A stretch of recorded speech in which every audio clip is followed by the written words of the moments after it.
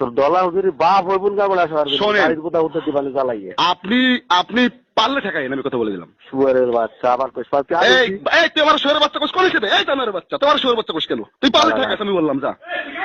তোমার শুয়ারের বাচ্চা কবে? রবি রবি হ্যাঁ কাকা সেভ করা আছে। কই খালিদা তুই শুরু করছিস কি শুরু করছি? এই যে যে আমরা দল পক্ষ রাজনীতি তুই কি ওনার কাছে পড়ছিস? না পড়লাম, আমার আব্বা পড়ছে। আব্বা তোর আব্বা কি কয়? পৃথিবীতে মানুষ একা একা পৃথিবীতে আসে, মরে যায় একা একা। তোর আলেম বানাইছে কিনা? না, এখানে রাজনীতি বিষয়ে কথা কন। আপনি আমাদের যেমন জনপ্রতিনিধি, আপনার জন্য কিন্তু আমরা ভোট চাইছি মানুষের কাছে, চাইছি মানুষের বাড়ি গেছে, কিন্তু এটা হচ্ছে এমপি ইলেকশন।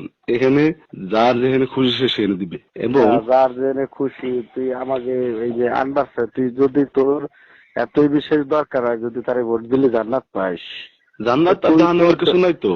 জান্নাত এখানে আপনি কি চিন্তা, আমি তোরে কই জান্নাত এত সহজ জিনিস না, জান্নাত জাহান্নাম আলাদা কথা, কিন্তু এখানে কি গণতান্ত্রিক ভাবে কোন রাজনীতি করার অধিকার আছে কিনা কারো? আছে আছে না?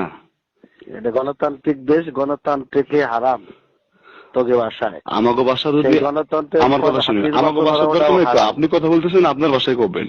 এখন কি হয়েছে তাই কো। আমি হলো হুজুরে আনবার চাইছি, আমার মতন করে আমি আনবো।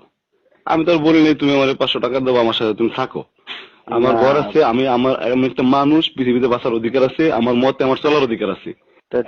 তুই গ্যারান্টি দে যে তোর দলা হুজুর এমপি হবে, আমাকে ভোট দিবি? না না না না, হুজুর এমপি হবে কিনা সেটা তো ভিন্ন কথা। দুইজন মানুষ দাঁড়ায়, একজনের হারে একজন জিতে, কেটা জিতবে হারবে সেটা আলাদা কথা। এখন এইগুলো বাড়তে তোর যদি ভোট দেওয়ার দরকার, আমি ভোট তো দিবই দিব।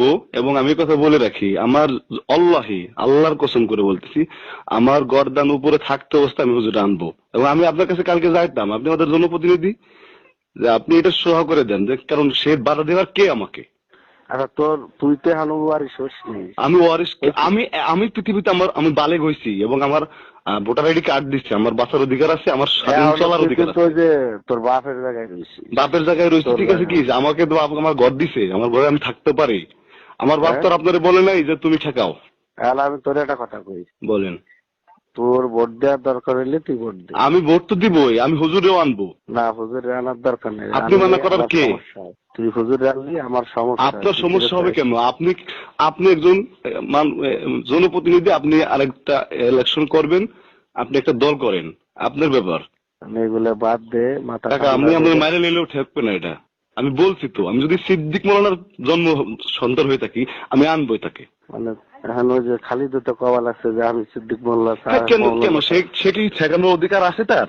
আমি আপনার কাছে নালিশ করলাম, এবং কালকে সকালে আমি এটা সুরাহা চাই আপনার কাছ থেকে।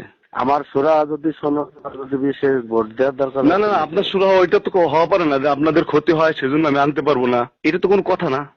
এই দেশে মানুষের রাজনীতি করার অধিকার আছে। দেখেন, আমি একটা কথা বলি আপনারে, 17 বছর আপনারা অনেক নির্যাতন সইছেন। আমার কথা শুনেন, 17 বছর আমরা দেখছি আপনারা দাবড় খাইছেন, মানুষের জেল জুলুম খাইছেন। শুনেন, তুমি আমার জ্ঞান দিও না। না, জ্ঞান দেয় না, আমি বিষয়টা জানাইতেছি। আমি বিষয়টা জানাইতেছি যে 17 বছর আমরা দেখছি আপনারা জেল জুলুম দপড়ে পড়ছিলেন। এখন আপনাদের তোর এই দলা হুজুরি ছিল আওয়ামী লীগের বড় দালাল। যা মনে তাই থাকুক, সেটা তার ব্যক্তিগত ব্যাপার। আমি কি আমার মতন চলতে পারবো কিনা সেই কথাটা আমি জানতে চাচ্ছি, আপনি জনপ্রতিনিধি হিসেবে। তুমি তোমার মতো চলো, কিন্তু তোমার আনার দরকার নেই। আমি আনবো, আল্লাহই বলছে আনবো আনবো আনবো আনবো। আনবি, ঠিক আছে, আনবি। আমি আনবো।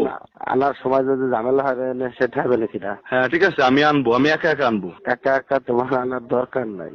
আমি তোমার যেটা কই তুমি শোনো। আমার কথা শুনেন, ও যে গালাগালি করতেছে, এইটার কি সমাধান আপনি দিবেন?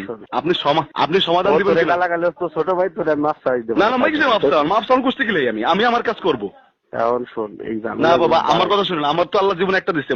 পৃথিবীতে মানুষ কোনোদিন আজীবন বাইসে থাকে না। আমি তো আজীবন বাইসে থাকে না। আমি পৃথিবীতে মরার জন্যই আসছি, আল্লাহ আমাকে মরার জন্যই পাঠাইছে। তাহলে আমাকে কথার তোর কাছে কোনো দাম নাই? আমাকে কথার তোর কাছে কোনো দামের কি আছে? এখানে দামের কি আছে বলেন? হ্যাঁ, আমাদের কথা তো আমি দামের কিছু বুঝি না। আমি বুঝি এই দেশে গণতান্ত্রিক অধিকার, মানুষের অধিকার আছে। আমি তোর কি কই, তুই গোয়াল দে যে তোর সে বলন জামাতের নিতে আলো সুজন যত বড় নেতা হোক, আমি আনবো।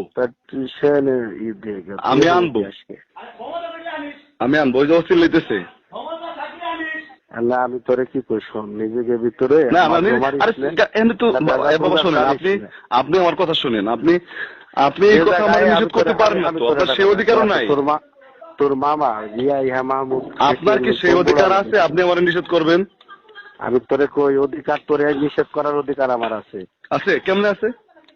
অধিকার তুই আমার বাইশটা। না না না, বাচ্চা হিসেবে সেটা ভিন্ন কথা, কিন্তু এইটা তো ইলেকশনের বিষয়, এখানে যার যার মতন সে চলতে পারবে। এত বড় নাফিক সাইজো না। আমি নাফিতে কি আছে বাবা? আপনি একজন পণ্য প্রতিনিধি, আপনি সেভাবে কথা বলেন, আপনি ভদ্র ভাষায় কথা বলেন, আপনি ভদ্র ভাষায় কথা বলেন। তুমি এত বড় নাফিক সাইজো। আমি কিসের নাফিতে? আমি ভদ্র ভাষায় কথা শুনতে যাচ্ছি আপনার কাছ থেকে। সিদ্দিক মৌলানা, আমি তোর একটা কথা কই, সিদ্দিক মৌলানা যদি বলে যে আমার সিদ্দিক মৌলানা, আমি একা আমার সিদ্ধান্ত নেওয়ার অধিকার আছে, আমার একা সিদ্ধান্ত নেওয়ার অধিকার আছে।